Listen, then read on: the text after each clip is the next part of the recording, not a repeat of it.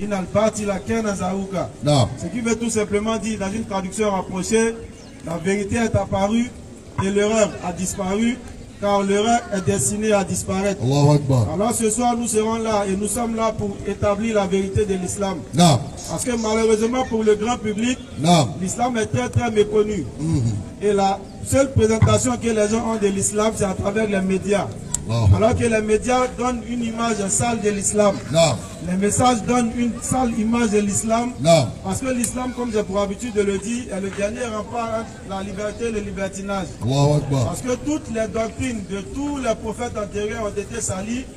Toutes ces doctrines-là ont connu l'apport humain et l'apport diabolique. Pourquoi les jeunes frères vont lire la sourate 46 au verset 9, qui est malheureusement incompris par certains propagandistes non musulmans qui essaient de l'utiliser à mauvais escient. Alors que cette sourate est très très significative, précisément le verset 9.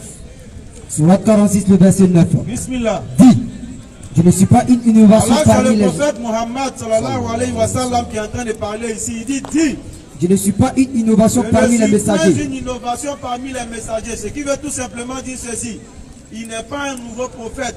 Il n'a pas apporté quelque chose de nouveau, il n'a pas apporté une nouvelle doctrine. En ce sens qu'il est la continuité de ce qui avait commencé depuis notre père Adam. En commençant par notre père Noé, qui est venu établir l'unicité de l'islam. Et Allah nous le dit dans la sourate 21 au verset 25, et dans la sourate 16 au verset 36 qui va me caler. Allah il dit, وَلَقَدْ بَعَثْنَا فِي كُلِّ أُمَّةٍ رَسُولًا أَنْ يَعْبُدُوا اللَّهَ وَاجْتَنِبُوا الطَّاغُوتَ, sourate 16 verset 36. Il dit, nous avons envoyé dans toutes les cités un prophète pour leur dire, adorez Allah et éloignez-vous des idoles. Voilà la sourate 16 au verset 36. Et dans la sourate 21 au verset 25, Allah rappelle la même chose. Il n'y a aucune cité à laquelle nous n'avons apporté des prophètes pour dire à ce peuple-là, le peuple de cette cité, adorez Allah et éloignez-vous de tout ce qui est idole. Caleb, sourate 4, verset 164, sourate 7, verset 15, sourate 17, verset 15. Bismillah. Alors nous allons voir pourquoi. Pourquoi est-ce que le prophète Mohammed sallallahu alayhi wa sallam, pour ceux qui ne le connaissent pas, apparaît comme un nouveau prophète et un nouveau messager. Sourate 17, le verset 15. Bismillah. Quiconque prend le droit chemin, allons-y, ne le prend que pour lui-même. Oui. Et quiconque s'égare, ne s'égare qu'à son propre détriment. C'est clair. Et nul ne portera le fardeau d'autrui. Allah dit, nul ne portera le fardeau d'autrui. Et nous n'avons jamais puni un peuple. Alors Allah il est en train de dire ici qu'aucun peuple antérieur n'a été puni avant d'y avoir envoyé un messager. Avant d'y avoir reçu un messager. Donc Allah n'a châtié aucun peuple qui a existé avant nous, sans qu'il y ait eu un messager qui ne soit venu leur apporter l'unicité que Muhammad alayhi salatu wa sallam est venu apporter. Sourate 42 verset 13, Sourate 3 verset 84 et verset 85. Bismillah. Bismillah. Sourate 42 verset 13. 42 verset 13. Non.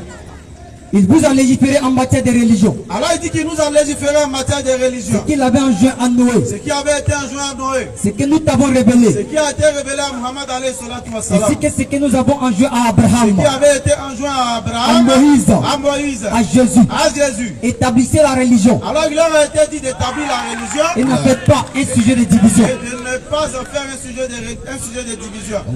C'est ce qu'Allah dit encore dans la sourate Al-Bayna. Wa ma umiru illa liya'budullaha mukhlisina lahu ad-din. Il n'a été demandé au peuple antérieur que d'adorer Allah en lui vouant le culte exclusif. Non. Et c'est ce message-là que tous les messagers qui ont été apportés sur la terre ont apporté. Non. Sourate 3 verset 84 pour étayer cela. Sourate 3 le verset 84. Allons-y. Dis, nous croyons en Allah. Nous croyons en Allah. Et à ce qu'on a fait descendre sur nous. À ce qui a été descendu sur nous musulmans. À ce qu'on a fait descendre sur Abraham. Ce qui a été descendu sur Abraham. Et Ismaël. qu'est-ce qui a été descendu sur Abraham? On me cale la Genèse 17, à partir du verset 2 et suite. Nous allons voir qu'est-ce qui a été descendu sur le prophète Abraham. Continue la lecture en attendant.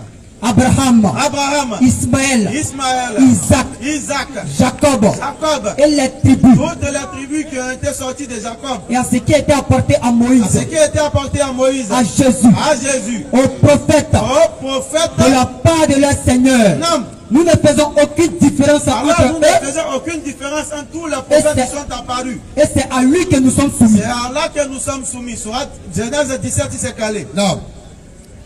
Bismillah, bismillah. Genèse 17, le verset 2. Non. J'établirai mon alliance entre moi et toi. L'Éternel se présenta à Abraham. Il dit à Abraham qu'il établira une alliance entre lui et Abraham. Et je te multiplierai à l'infini. Allons-y au verset 7. Au verset 7. Oui. J'établirai mon alliance entre moi et toi. Non. Et les descendants après toi. Alors quel est le socle, le sous-bassement de cette alliance? Selon la génération. Oui. Ce sera une alliance perpétuelle. Alors cette alliance durera dans le temps. En vertu de laquelle je serai ton Dieu. Et le socle de cette alliance, c'est qu'il sera son Dieu et non ses dieux.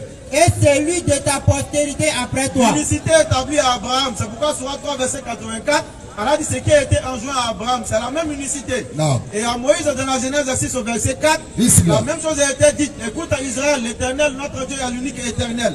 À Jésus-Christ, dans Marc 12, verset 29, la même chose a été répétée. Écoute à Israël, l'Éternel, notre Dieu est l'unique et éternel. Non. Alors, d'où vient la doctrine selon laquelle aujourd'hui, on parle d'un Dieu trois années, un Dieu et un trois. À savoir que Père, Fils et Saint-Esprit, ça fait trois, mais ça fait un spirituellement. À savoir que Jésus-Christ, lorsqu'il était en haut, il était Dieu. Lorsqu'il est en bas, il est homme. Lorsqu'il est quelque part dans les airs, il est oiseau. Alors que Deutéronome 4, verset 15 va nous dire ceci, que les frères vont lire. En réalité, la divinité a été établie. Jésus-Christ, il a tout dit. Moïse a tout dit. Tous les prophètes qui sont apparus, ils ont enseigné l'unicité. Le même enseignement a été donné ou le même enseignement a été donné. Mais le diable, il est venu après et il a mélangé cet enseignement-là. Genèse 17, verset 15 dit ceci. Deutéronome 4. Deutéronome 4, verset 15. Deutéronome 4, verset 15. Allons-y.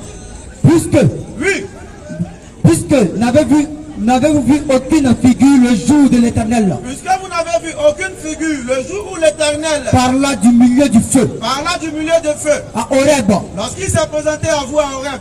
Veillez attentivement. Alors, il est en train d'enseigner au peuple juif. Puisque vous n'avez vu aucune figure lorsque l'Éternel s'est présenté à vous à Horeb au milieu du feu. Alors il attend ce garant-là. Il dit veillez attentivement. Sur vos âmes. Sur vos âmes. De peur que vous ne corrompiez. Que vous ne corrompiez ces âmes-là. Et que vous ne fassiez une image taillée. Et que vous ne vous donniez une image, que ce soit taillé. Une représentation de quelques idoles. Ou encore une représentation de quelques idoles. La figure d'un homme. La figure d'un homme comme aujourd'hui. On dit Dieu, il est devenu un homme. À l'image de Jésus-Christ.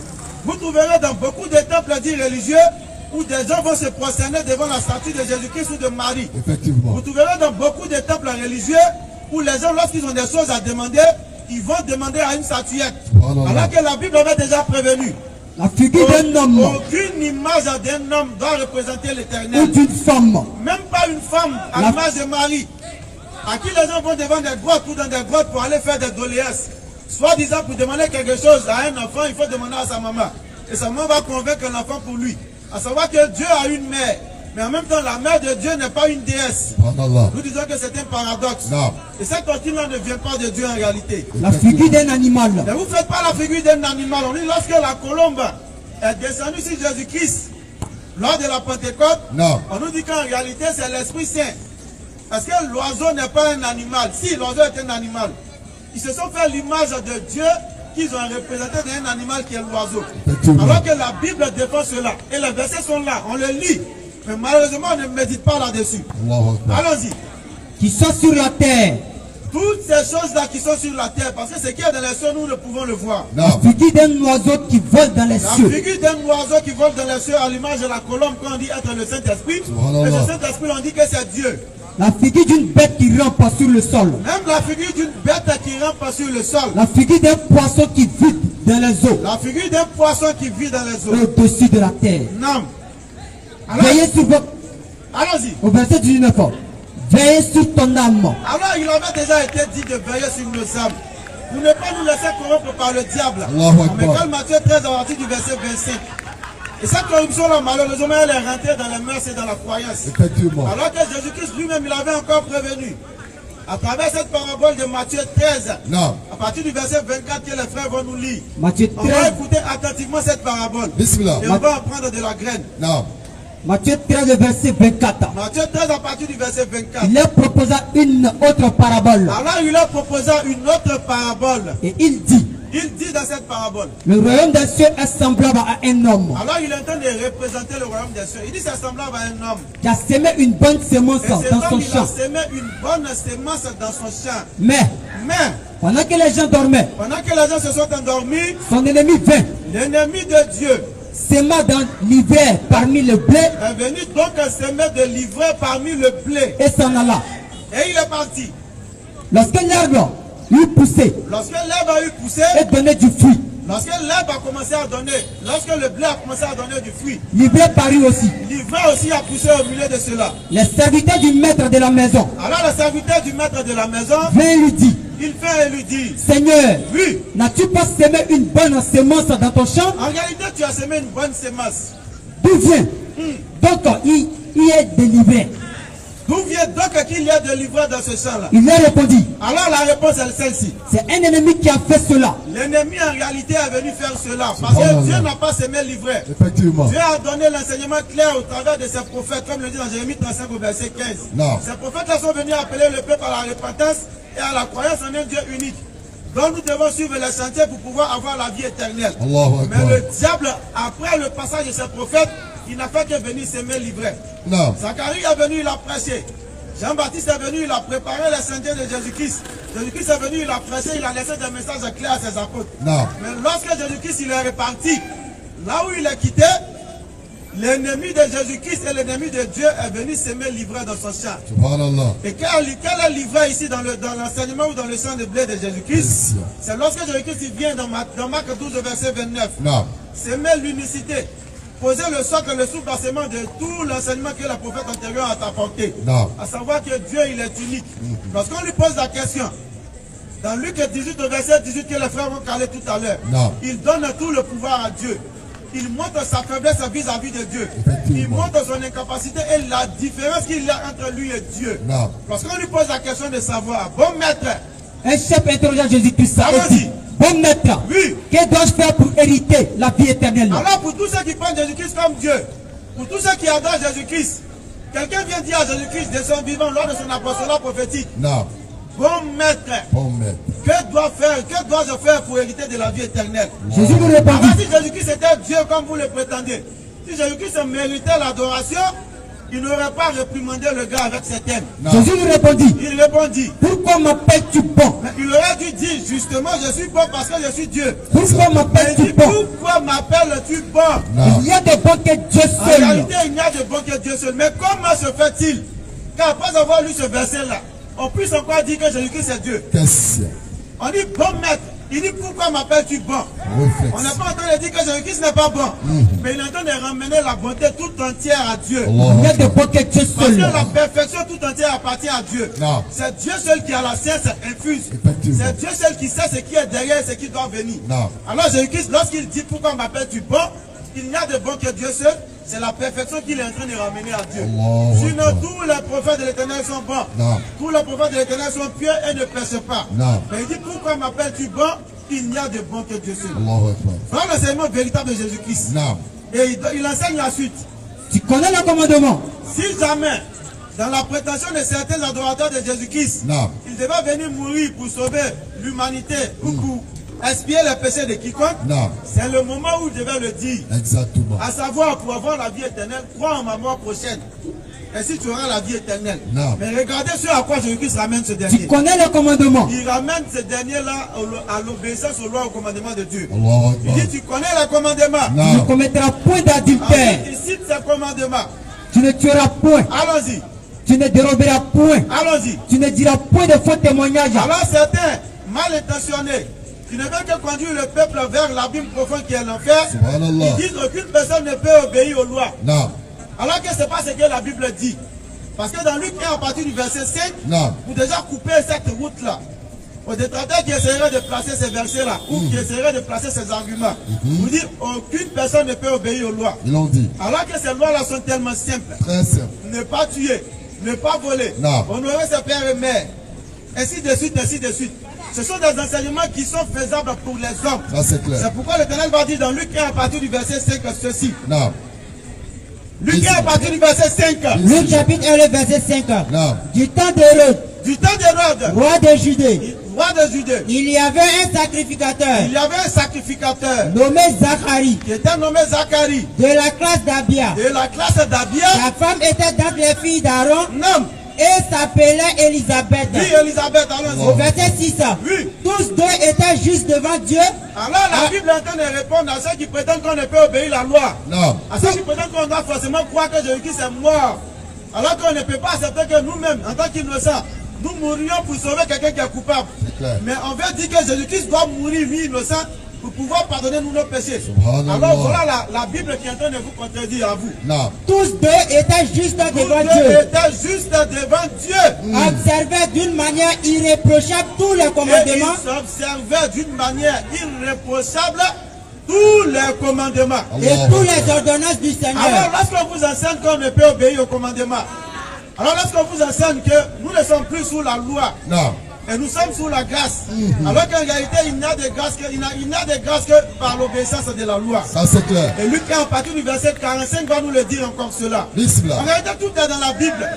Et quiconque lit la Bible, dénué de toute passion, dénué du suivi aveugle et moutonnier de ceux qui viennent conduire le peuple vers l'abîme profond, en réalité finira par tomber sur l'islam. Parce que tous les enseignements que les prophètes ont donnés qui se retrouvent encore dans la Bible sont en réalité des enseignements qui conduisent vers l'islam. Et c'est ce que nous sommes venus vous apporter ce soir. Et dans cet apport que nous sommes venus faire, nous ne sommes pas fermés à l'échange. Nous avons ouvert la porte des échanges. Si vous croyez que ce que nous disons n'est pas suffisant, si vous croyez que ça contient des erreurs, alors rentrez dans le forum gentiment et fraternellement. Nous vous tendrons le micro et vous nous prouverez que ce que nous disons n'est pas ça. Mais jusqu'à preuve du contraire, nous disons que l'islam est la seule voie du salut pour l'humanité. Parce que nulle part dans la Bible, Jésus-Christ n'a annoncé qu'il est venu pour l'humanité. Nulle part dans la Bible, Jésus-Christ n'a annoncé qu'il est une divinité qu'on doit adorer en dehors d'Allah. Nulle part dans la Bible, Jésus-Christ n'a annoncé que sa mort doit être celle qui va sauver l'humanité de tous ses péchés. Nulle part. La crucifixion n'a jamais eu lieu. C'est clair. Si tu crois que Jésus est mort pour tes péchés, sache que selon la Bible, Jésus-Christ n'a jamais goûté à la mort. Et si tu crois que ce n'est pas vrai, rentre, on va te prouver cela. Allons-y avec le verset. Le chapitre 1, le verset 45. Bismillah. Heureuse celle qui a cru. Oui. Parce que les choses qui lui ont été dites. Parce que l'Éternel est en train de parler ici à Marie. Avant de lui annoncer la naissance de Jésus-Christ, qu'elle a venu sauver le peuple d'Israël uniquement, il est en train de faire les éloges. Allons-y. Heureuse celle qui a cru. Allons-y. Parce que les choses qui lui ont été dites de la part du Seigneur auront leur accomplissement. Allons-y. Au verset 46. Rapidement. Et Marie dit, mon âme exalte le Seigneur. Alors elle est en train de faire l'éloge de Dieu. Vous qui adorez Marie ou qui priez Marie, Marie est en train de parler de Dieu, celui qui elle-même adore. Allons-y, répète le verset. Et Marie dit, mon âme exalte le Seigneur. Mon âme exalte le Seigneur. Ce n'est pas à elle d'être exaltée. C'est à Dieu d'être exalté. Absolument. Et elle, son âme même exaltait Dieu le Seigneur. Allons-y. Et mon esprit. Son esprit. Se réjouit en Dieu. Se réjouit en Dieu. Mon sauveur. Le sauveur de Marie, c'est Dieu. Elle ne peut pas sauver quelqu'un. Allons-y. Parce qu'il a jeté les yeux sur la bassesse de sa servante. Parce que Dieu l'a sauvé. Allons-y. Car voici, désormais, toutes les générations me diront bienheureuse. C'est clair. Au verset 49. Allons-y. Parce que le Tout-Puissant a fait pour moi de grandes choses. Parce que le Tout-Puissant a fait pour elle de grandes choses. Son nom est saint. Le nom de l'Éternel est saint. Et sa miséricorde s'étend d'âge en âge. La grâce de Dieu ou la miséricorde de Dieu s'étend d'âge en âge. Mais sur qui? Est-ce que tout le monde, en croyant simplement que Jésus-Christ est mort pour sauver les péchés, doit bénéficier de la grâce ou de la miséricorde de Dieu? Ou est-ce qu'il faut obéir et être soumis à Dieu pour pouvoir bénéficier de sa miséricorde et de sa grâce? Là-dessus. Mais pour ceux qui le craignent. Alors la miséricorde de Dieu, c'est pour ceux qui craignent Dieu. Et les craignants Dieu, c'est ceux qui obéissent aux lois de Dieu. Parce qu'on ne peut prétendre craindre Dieu sans obéir à ses lois ou sans suivre ses sentiers. À l'instar de tous les prophètes, à l'instar de Jésus-Christ lui-même, dans Jean 4 verset 34, qui dit ma nourriture, c'est-à-dire ce qui me permet de vivre, ce qui est indispensable au corps humain. Jésus-Christ il prend l'image de la nourriture qui est indispensable au corps humain pour parler de son âme. Il dit ma nourriture est de faire la volonté de Dieu et d'accomplir son œuvre. Toi qui fais la volonté de Jésus-Christ ou qui prétends faire la volonté de Jésus-Christ, en réalité, sache qu'au jour de la résurrection, il te rejettera de Matthieu 7 à partir du verset 21 et suite. Parce que lui-même, sa nourriture était de faire la volonté de celui qui l'a envoyé. Lui-même, son naissance, le but pour lequel il a été envoyé sur la terre, a été de faire la volonté de Dieu. Et toi qui prétends faire la volonté de Jésus-Christ, à travers des soi-disant miracles, qui sont en réalité des mises en scène, Matthieu 7, verset 21. Le jour de la résurrection. Ceux qui me disent, Ceux qui lui disent, Seigneur, Seigneur, Seigneur Jésus, n'entreront pas tous dans le royaume des il cieux. dit, c'est pas vous tous qui allez rentrer dans le royaume des cieux. À ce Écoutez moment-là, attentivement. certains se disent, bon, Non. c'est pas eux tous, c'est vrai, mais moi aussi dedans. Mais Jésus-Christ ne nous a pas laissé comme ça. Il va donner la distinction ici. Mais, Qui sont ceux qui lui disent Seigneur, Seigneur, qui vont rentrer dans le royaume des cieux? Et qui sont ceux qui lui disent Seigneur, Seigneur, qui ne rentreront pas dans le royaume des cieux? mais, Allons-y. celui-là seul qui fait la volonté de mon Père qui est dans les En cieux. réalité, seul celui qui fait la volonté de Dieu qui est dans les cieux. Allahu La Akbar. signification tout simple de l'islam. Non. Être soumis à la volonté de Dieu, c'est le musulman. Musulman, islam, ça signifie tout simplement être soumis à la volonté de Dieu. C'est clair. Et Jésus-Christ il est en train de dire dans ce verset-là que c'est seuls les musulmans, ceux qui font la volonté de Dieu et non de Jésus-Christ, Effectivement. qui en réalité iront dans le royaume des cieux. Allahu Akbar. Alors à travers cette distinction, il va dire ce qui va advenir des autres. Non. Plusieurs me diront ce jour-là, Plusieurs vont venir ce jour-là. Seigneur, Seigneur, Ils ont dit Seigneur Jésus, Seigneur Jésus. n'avons-nous pas prophétisé par ton nom? On dit c'est nous qui prophétisions par ton nom. N'avons-nous pas chassé des démons par ton C'est nom? nous qui chassions des démons par ton nom. Non. N'avons-nous pas fait beaucoup de miracles par ton C'est nom? eux qui faisaient beaucoup de miracles. C'est-à-dire qu'ils enlèvent ses pas dans la poitrine des gens. Subhanallah. C'est pas invisible. Il faut sortir passeport d'un chaussure. C'est Subhanallah. eux qui viennent et puis de tous et puis sauce graine sort dans ton ventre alors que tu n'as même pas moyen de sauce graine. Subhanallah. Tout ça c'est des mises en scène. Non. Jésus-Christ il est en train de parler de ça.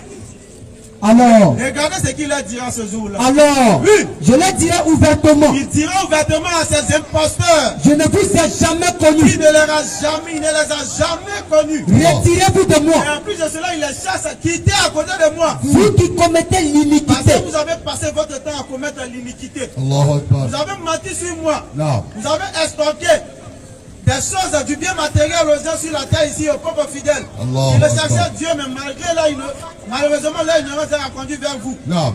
Il dit, vous qui avez commis l'iniquité, vous qui avez estorqué des fonds à ces personnes-là, retirez-vous de moi, éloignez-vous de moi, parce que je ne vous ai jamais connu. Allahu Matthieu Akbar. 24, verset 23. Alors, chers frères et sœurs, nous sommes venus pour cet éveil de conscience ce soir. Non. Ne restez pas dans vos différents endroits pour dire ils sont en train de dire, mais c'est faux. Approchez-vous et fraternellement. Effectivement. Dans toute la beauté, dans tout l'amour que nous avons pour vous. Non. Raison pour laquelle nous vous apportons ce message ce soir. Allah Nous allons Akbar. échanger en toute simplicité. En toute Et simplicité. nous allons ensemble faire triompher la vérité de Dieu. Non. Alors je vais laisser la parole à mon frère pour qu'il puisse aussi se prononcer. Jean chapitre 7 à partir du verset 15. Jean chapitre 7 à partir du verset 15. Nous allons mettre le pied dans le plat pour rappeler aux uns et aux autres ce qui suit. À savoir qu'en dehors de l'islam, il n'y a point d'autre religion capable de nous octroyer le salut véritable. Effectivement. Jean chapitre 7 à partir du verset 15. Jean 7 à partir du verset 15. Bismillah. Les Juifs Non. s'étonnaient disant, 10 ans. comment connaît-il les Écritures, Comment connaît-il les Écritures? lui qui n'a point étudié? Non. Jésus leur répondit, Il répond en disant, ma doctrine n'est pas de moi, ma doctrine n'est pas de moi, mais mais de celui qui m'a envoyé. un prophète ne peut pas venir sur terre avec une doctrine venant de lui-même. Mais il vient avec une doctrine que Dieu lui dit d'enseigner. Si quelqu'un veut faire sa volonté, Si quelqu'un veut faire sa volonté, il connaîtra. il connaîtra. Si ma doctrine est de Dieu, Si ma doctrine vient de Dieu ou des hommes, ou si je parle de mon chef, voici la vérité. Donc quand tu envoies un prophète, il lui donne en même temps l'orientation spirituelle. Aucun prophète n'a été envoyé avec le judaïsme. Aucun prophète n'a été envoyé avec le christianisme. C'est clair. Aucun prophète n'a été envoyé avec le bouddhisme. Effectivement. Aucun prophète n'a été envoyé avec le marcarisme ou tout ce qui va avec. Non. Mais les prophètes sont venus avec quoi? Question. Quiconque désire une autre religion que l'islam, Allah Akbar. il ne sera point agréé Clair. et il sera dans l'au-delà parmi les pédants. Effectivement. Pourquoi Allah il a dit cela? Question. Parce que l'islam c'est faire la volonté d'Allah et se soumettre à cette volonté. Réflexion. Alors que le 21, christianisme, verset 25. bismillah, que nous n'avons avant toi, nous n'envoyons donc, et nous n'avons envoyé avant toi non, aucun messager aucun messager à qui nous n'ayons révélé à qui nous n'ayons fait cette révélation. point de divinité en dehors de moi. Point de divinité en dehors d'Allah. Adorez-moi donc. Et c'est Allah seul qui doit être adoré. C'est pourquoi le Christ pourrait nous rappeler en disant, Écoute Israël. Écoute. Le Seigneur notre Dieu est l'unique Seigneur. Tu l'aimeras de tout ton cœur, de toute ton âme, de toute ta pensée, de tout ton être. Effectivement. Voici la religion véritable.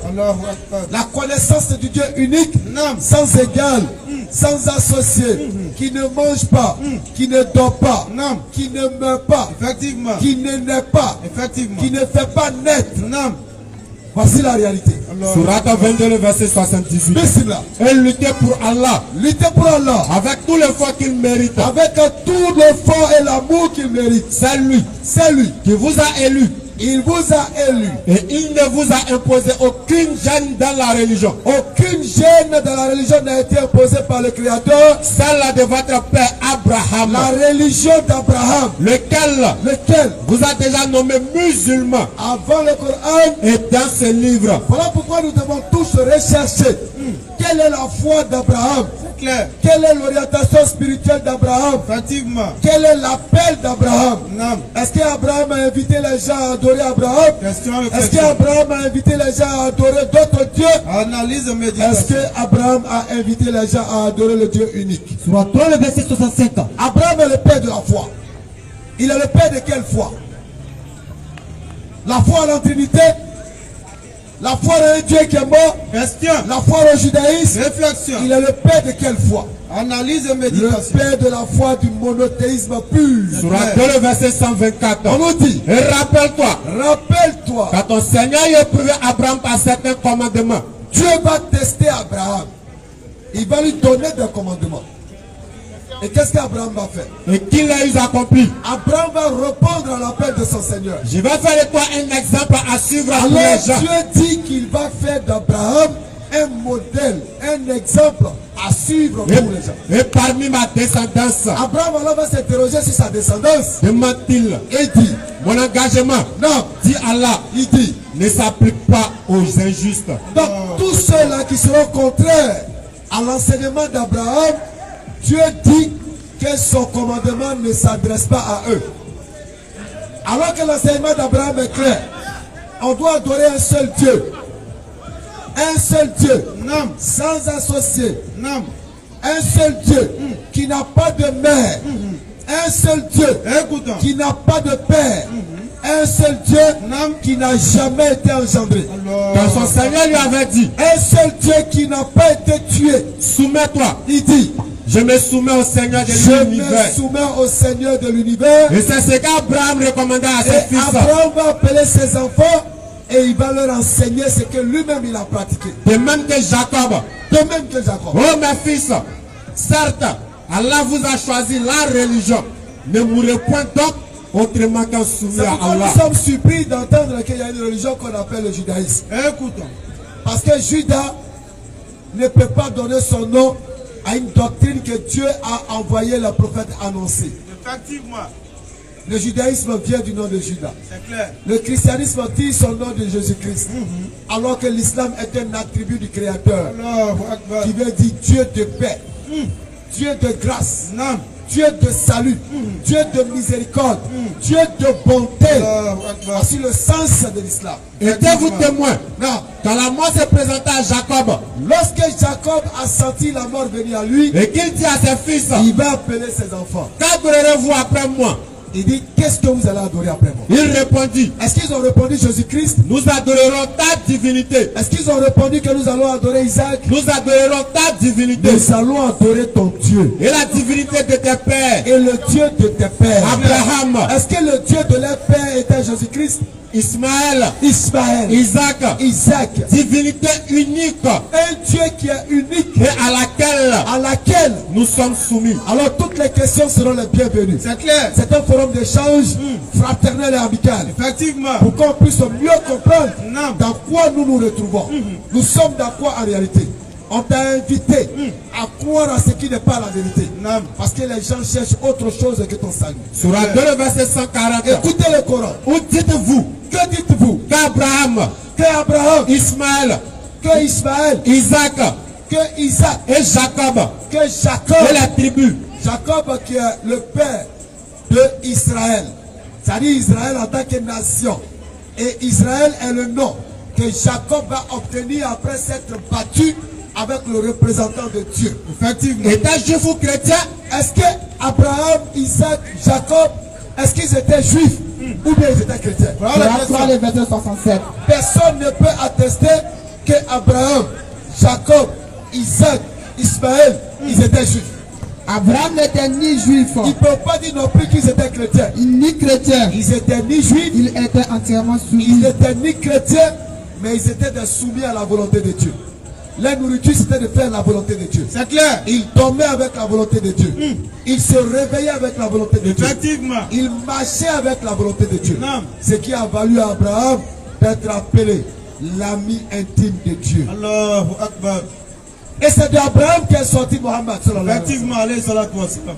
Celui qui est venu apporter la dernière lumière, la dernière législation, Non. pour permettre à l'humanité de bénéficier encore une fois de la miséricorde de Dieu. Allahu Akbar. Parce qu'il a été envoyé après une interruption des messagers. Tu aurais pu s'arrêter là Non. et puis nous laisser dans la perdition. Effectivement. Mais par miséricorde, nous t'avons envoyé. Non. Oh Mohammed, après qu'annonciateur et avertisseur Allahu Akbar. pour toute l'humanité. C'est clair. mais la plupart des gens ne le savent pas. Alors tous les hommes, aujourd'hui en quête de lumière spirituelle, doivent rechercher la voie de Mohammed. Effectivement. Qui est la conclusion, la synthèse de tous les prophètes envoyés sur la terre. Allahu Akbar. Les prophètes sont une même famille. Effectivement. Ils ont un seul père. Non. Ils ont un seul père. Une seule orientation spirituelle. Effectivement. Même s'ils ont des législations différentes. C'est clair. Surat 42, le verset 13. La base, c'est la connaissance d'Allah. Il vous a légiféré en matière de religion. Non. Ce qu'il avait enjoint à Noé. Non. Ce que nous t'avons révélé. Non. Mais ainsi que ce que nous avons enjoint à Abraham. Non. À Moïse. Moïse. Et à Jésus. Et qu'est-ce qu'on doit en faire? Établissez la religion. Établissez la connexion. Et n'en faites pas un sujet Parce de que la division. religion, par définition, Écoute. c'est la relation entre l'homme et son Seigneur. C'est clair. C'est la connexion entre l'homme et son Seigneur. C'est l'amour qui va exister entre l'homme et son Seigneur. Effectivement. C'est ça la religion. C'est clair. C'est pourquoi lorsqu'un homme rejette la religion, c'est comme s'il rejetait la connaissance de Dieu. C'est clair. Parce que tu ne peux pas être un homme, Oui. qui être croyant et ne pas être religieux. Effectivement. Parce que si tu es croyant, ça veut dire que tu es relié à une croyance. C'est clair. Et cette croyance a une divinité. Effectivement. Et c'est ça le sens de la religion. Non. Et cette religion ultime, au milieu de toutes ces faussetés, c'est l'islam. Allahu Akbar. La paix. Quand tu as l'islam, tu as la paix intérieure. Effectivement. Quand tu as l'islam, tu as la paix extérieure. C'est clair. Quand tu as l'islam, Écoutons. tu dois être de ceux dont Allah il parle dans la 310. Bismillah. Le code universel pour tous les croyants qui dit en ces termes. Vous êtes la meilleure communauté. Lorsque tu es musulman, Allah il dit que vous êtes la meilleure communauté. Qu'on a fait surgir pour les Alors hommes. qu'une communauté est composée d'individus. Ça veut dire que individuellement, toi, moi et tous les croyants, nous sommes les meilleurs. Les meilleurs éléments de la meilleure communauté. Vous êtes la meilleure communauté. Qu'on a fait surgir pour les hommes. Et Allah il rappelle qu'en tant qu'élément de la meilleure communauté, nous avons été suscités pour les hommes. À la lumière du prophète qui est le modèle par excellence. Nous sommes également des représentants de petit Mohammed pour orienter et enseigner ce que Mohammed nous a légué. Vous êtes la meilleure communauté. Vous êtes la meilleure communauté. Qu'on a fait surgir pour les hommes. On a fait surgir pour les hommes. Vous ordonnez le convenable. Nous ordonnons le convenable. Interdisez le blâmable. Nous interdisons ce qui est mauvais. Et croyez en Allah. Est-ce que c'est suffisant? En interdisant et en ordonnant, il faut que cela soit en accord avec notre amour avec Allah. Nous croyons en Allah. Est-ce que c'est suffisant? Lorsque nous croyons en Allah, est-ce que c'est suffisant? Et vous faites la salat. 3 éléments enchaînés. Ordonner le convenable, interdire le blâmable, croire en Allah, et on ramène tout ça à la prosternation. Avec tout ce que ça implique. C'est-à-dire tous les éléments, les 3 éléments. On a ordonné le convenable. On a interdit le blâmable. On a cru en Allah. Et on couronne le tout par la prosternation qui est la grâce, la reconnaissance de cette grâce que Allah nous a donnée en faisant de nous des éléments de la meilleure communauté. Et cherchez ce goût dans l'endurance. Et la salate. Certes, la salate est une lourde obligation, sauf pour les humbles. Donc tout le couronnement de la spiritualité se retrouve dans l'adoration. L'adoration du Dieu unique. Et c'est à ça qu'ils ont invité tous les êtres humains. Venez adorer votre Seigneur. Adorez votre Seigneur sans associer. Venez, prosternons-nous. Adorons notre Seigneur. Voici le temps qu'ils ont passé à nous appeler. Et aujourd'hui, comme eux, écoutons. Il y a des gens dans chaque carrefour pour vous inviter à cette vérité oubliée. Parce que c'est une vérité oubliée. Les gens sont tellement préoccupés par le désir de ce bas monde. Chacun court derrière la richesse. La course aux richesses nous distrait. Surat 3, le verset 64. La course aux richesses nous distrait. Effectivement. Jusqu'à ce que nous nous rendions compte qu'effectivement, Allah il est unique et que la vérité absolue, c'est Koulou Nafsiza et Katulma. Voici la vérité de l'islam. C'est clair. Chers frères et sœurs, il n'y a pas de hasard, nous ne cesserons de le dire. Effectivement. Entendre l'appel et se mettre le doigt dans l'oreille, tu seras interrogé un jour. C'est clair. Sur ce que tu as entendu et que tu as refusé. Surat 3, le verset 64. Alors nous dit, non, ô gens du livre, venez à une parole commune entre nous et vous. Il y a une parole qui nous relie tous. Que nous n'adorions qu'Allah. C'est le monothéisme, le tawhid. Sans rien lui associer. Nous devons adorer le Créateur sans rien lui associer. Et que nous ne nous prenions point les uns les autres. On ne doit pas associer notre Père à Dieu. Que nous ne nous prenions point notre mère à Dieu. Effectivement. Les autres pour Seigneur Dieu d'Allah. Nous ne devons pas associer le prophète à Dieu. Puis, non, s'il tourne le dos, si après cet appel, vous tournez le dos, dites, soyez témoins que nous nous sommes soumis. Notre devoir n'est que la transmission du message. C'est clair. Et soyez témoins également que nous sommes parmi ceux qui ont accepté l'islam. Effectivement. C'est pourquoi cette question est dira. Allons-y. Avez-vous embrassé l'islam? Effectivement. Vous qui avez entendu le message d'Allah, est-ce que vous avez embrassé l'islam? Voilà la question. Est-ce que vous avez embrassé l'islam? Est-ce que vous avez contesté l'islam? Non. Est-ce que vous avez détruit les arguments de l'islam? Voilà la question. Mais s'ils ne te répondent pas, alors il faut alors comprendre qu'ils suivent leur passion. C'est clair. Ils suivent leur désir. Effectivement. Ils suivent leurs neurones, leur passion. C'est clair. Alors que la passion détruit la réflexion. C'est clair. Une fois que tu prends de la passion, tu n'as plus la possibilité de pouvoir réfléchir à la vérité. Effectivement. Même si tu vois la vérité, non, tu vas dire non, c'est pas une vérité, c'est un mensonge. Effectivement. L'islam, c'est la plus belle chose qui puisse arriver à un être humain. S'ils te contredisent, c'est pourquoi nous, en tant que musulmans, nous devons faire l'effort d'être des hommes meilleurs. S'ils te contredisent, s'ils contredisent le message que nous transmettons, je me suis entièrement soumis à Allah. Nous sommes musulmans. Moi et ceux qui m'ont suivi. Allahu Akbar. Et dis à ceux à qui le livre a été donné. Non. Ainsi qu'aux illettrés. Non. Avez-vous embrassé l'islam? Est-ce que vous êtes prêts à embrasser l'islam? S'ils embrassent l'islam, si vous devenez musulmans, ils seront bien guidés. Voici la véritable guidance. Mais s'ils tournent le dos, mais si vous tournez le dos, ton devoir n'est que la transmission du message. Notre devoir n'est pas la contrainte religieuse. C'est clair. On ne doit pas contraindre quelqu'un à la religion. Effectivement. On transmet le message. S'il accepte, alhamdulillah. Il refuse. Notre devoir n'est que la transmission du message. C'est clair. À vous votre religion, à nous notre religion. Ah, c'est clair. Mais nous ne cesserons jamais de vous interpeller. Effectivement. Parce que le rappel nourrit l'âme du croyant. C'est clair. Et l'appel permet aux non-musulmans d'entendre. De poser la question et de comprendre. De savoir et de pouvoir interroger. On reste pas loin pour parler, on vient poser la question. On nourrit notre âme avec la parole d'Allah. Effectivement. Parce que notre nourriture, c'est de faire la volonté de Dieu. C'est clair comme et non de faire la volonté des êtres humains. Effectivement. L'homme passe, mais l'éternel il demeure. C'est clair. L'homme disparaît, mais l'éternel demeure. Effectivement. Tout disparaîtra, sauf la face d'Allah. Allahu Akbar. C'est pourquoi il faut savoir dans quoi tu t'engages.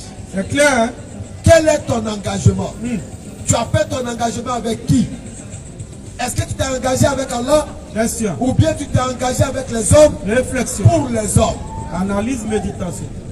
Est-ce que tu sors pour la cause d'Allah? Question. Ou bien tu sors pour aimer et se faire aimer par les hommes? Réflexion. Chacun aujourd'hui court derrière le bonheur. Subhanallah. Un bonheur parfois qu'on ne pourra même pas rattraper. Alors que chaque pas derrière ce bonheur, notre vie s'effrite au fur et à mesure. Effectivement. Le temps de se rendre compte, l'ange de la mort est déjà sur ta tête. Voici le verset 2. Sachez que la vie présente n'est que jeu et amusement. 20 par une course à l'orgueil entre vous et une rivalité dans l'acquisition des richesses et des enfants. Allahu Akbar. C'est pourquoi là il a dit que vos enfants et vos femmes sont des épreuves pour vous.